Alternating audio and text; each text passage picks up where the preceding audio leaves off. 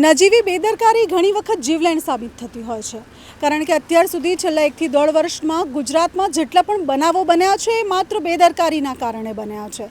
ચાહે પછી તક્ષશિલા હોય, હરણી બોટકાંડ હોય, મોરબી બીચ દુર્ઘટના હોય, યા તો પછી હાલમાં જ થયેલું રાજકોટ ટીઆરપી અગ્નિકાંડ હોય, એક નાનકડી ભૂલ થાય અને નાનકડી ભૂલમાં હજારો જીવ હોમાય।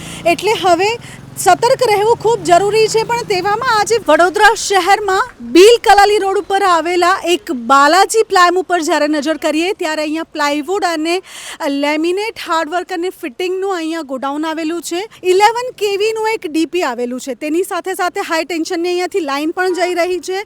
હાઈ ટેન્શનની લાઇન જવી તેની સાથે ખૂબ નજીકમાં ડીપી હોવું, જો આવામાં વરસાદ થાય, વાવાઝોડું થાય યા તો પછી કોઈ પણ પ્રકારની નજીવી આગ લાગે શોર્ટ સર્કિટથી તો હજારો જીવ હોમાય તેવી પરિસ્થિતિ અહીંયા સર્જાઈ શકે તેમ છે।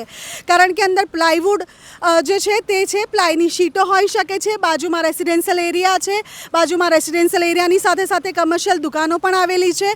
દરેક કમર્શિયલ દુકાનોવાળા પાસે કદાચ જનરેટર પર હોઈ શકે તેવી પણ શક્યતા છે। અને જ્યારે આ રીતે ભૂલ થતી હોય અને આવી નજીવી ભૂલોના લીધે જો જીવ હોમાતા હોય તો એનું જવાબદાર કોણ, તે મોટો પ્રશ્ન અહીંયા મ્યુનિસિપલ કોર્પોરેશનને MGVCLને પૂછવામાં આવી શકે છે। કારણ કે આપ જોઈ શકો છો આ જે બાલાજી પ્લાયમ છે તેનો મોટો એક શેડ છે। આ શેડ હાલ જ બનાવવામાં આવ્યો છે, એટલે કે ટૂંક સમય પહેલાં જ આ શેડ બનાવવામાં આવ્યો છે। શેડ બનાવવામાં આવ્યો ત્યારે આપ જોઈ શકો છો પાછળની સાઈડ 11 kVનું ડીપી પણ દેખાઈ રહ્યું છે।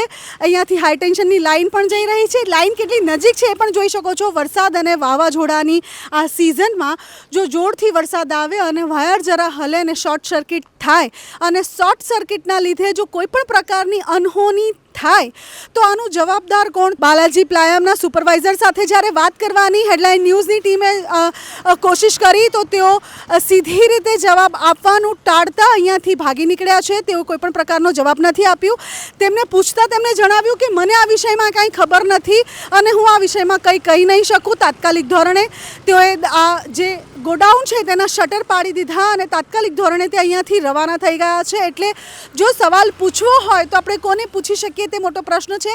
પણ તેની સાથે સાથે અહીંયા આ જે લાઇટની પરમિશન આપી હશે MGVCLએ તો શું એની ચકાસણી કરી હશે? ચોક્કસપૂર્વક તેમને જોયું હશે કે આ જે ડીવી મૂકેલું છે, આ જે લાઇન અહીંયાથી હાઈ ટેન્શનની જઈ રહી છે તે કેટલા અંતરે છે તેની માપણી કરી હશે કે નહીં તે પણ મોટા પ્રશ્ન છે।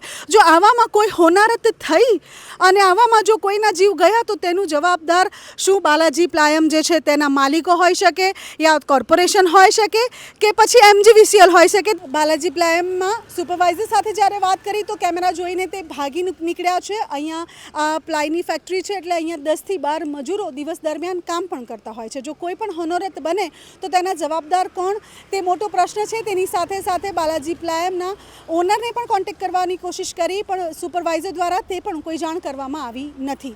કેમેરામેન દક્ષેશ સોલંકી સાથે હું શીતલ, હેડલાઇન ન્યૂઝ, વડોદરા।